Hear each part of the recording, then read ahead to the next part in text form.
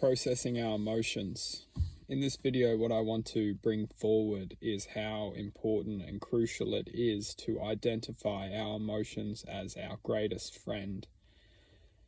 A lot of the time we can feel heavily dense emotional energy within our awareness, and this dense emotional energy is effectively grabbing a hold of our potential and pulling it into its environment and ultimately leading us into a continuum of dense, heavy emotions. And it's extremely sophisticated, the way that we are then provoked to escape and run away from our emotions. It's almost like we're captured, and then we feel like we're free within a limited freedom of feeling happy. It's almost like we are triggered to be reminded of these dense, heavy emotions when we have finally maybe feel happiness, and then all of a sudden we're overwhelmed with all the dense emotional energy from a past experience, which is ultimately brought back into our presence, simply via means of not processing emotional energy. And what I want to do in this video is just identify some basic ways which we can all process our emotions and identify our emotions as our greatest asset that we have. Experiences which have taken place which have led to pain or suffering is the essence, is the formula which we need to ultimately see life from a different perspective. Because if we can't see life from a different perspective, we will only see life through the eyes of pain and suffering.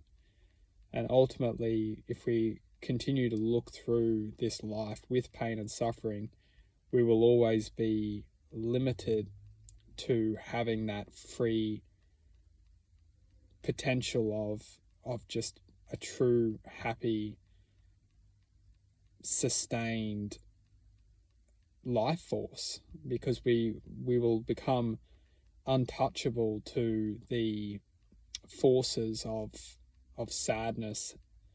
Not necessarily sadness, but definitely bitterness, and ultimately bitterness. We won't feel that bitter anger within us once we truly process and heal our emotions. And to simply put, no matter what experience has happened in our lives, we must understand that everything does happen for a reason. And that is the first box that we need to tick off. We must understand it's almost the only way that we can truly come into the moment, is to understand that everything does happen for a reason. Especially if we're trying to heal something, we must understand that everything does happen for a reason. And once we acknowledge that, we then come into the realization that if something is meant to happen, I am meant to feel this way. And the second box we need to tick off is understanding that if I'm meant to feel this way, then what is it that I need to learn about an experience which has taken place in my life? And once we acknowledge the certain experience which we know is always drawing us back within it, the essence of just almost running away from this essence, ignoring this essence. This is the essence which we need to identify as the root cause of our pain, effectively. And once we acknowledge that pain, we then have the power to learn to accept that pain. We need to acknowledge it, and we need to embrace it, and we need to work with it. And once we start to work with it, feel it, stop running away, stop escaping from it, stop,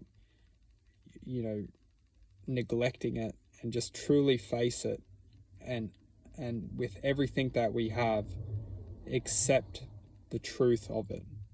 And once we accept that truth of it, we will be given the chance to raise above it. And we can do it instantaneously if we truly believe and accept and acknowledge that this has happened for a reason, and I need to learn to accept this unconditionally and move forward with above it. Once we can truly accept it, we do begin to digest and process this energy, which needs to be processed and needs to be healed for us to move forward within ultimately gratitude. Because once we become grateful of a certain experience which has had the effect of the pain and the suffering, once we can ultimately become grateful for that experience because it has shaped our presence within the form of dedication to embrace and ultimately move forward into a direction of the opposing force, which is happiness and gratitude and love and dedication. And once we start to move forward within that potential of gratitude and happiness and love, we realize that it was without the suffering, without the pain, without the hurt, without the hardship, we wouldn't have the opposing force to realize how we don't and why we don't want to live within that potentiality. So we ultimately use the pain, we use the suffering as a means of awareness to acknowledge what has triggered and what has caused the pain and the suffering, and ultimately what it almost supercharges us within a level of dedication to objectively move through that into the space of happiness, joy, positivity, and it motivates us to never come back into that dense vibrational energy of emotion which we can escape from. However, we can't heal that awareness without truly accepting it and acknowledging it and taking ownership of it as it is a true part of ourselves. It's a true experience for ourselves, and we need to learn to move through it and progress within it and expand within it and ultimately connect with it, however, heal it, and ultimately use that learning as a means of elevating our awareness greater than its grasp over us. Because if we don't elevate above it, it will always capture us within it. And that's why pain and suffering and all dense, heavy emotions, anger, frustration, regrow within it. And as long as we grow within it and learn to become grateful for it, it will stop affecting us eventually once we elevate our awareness above it.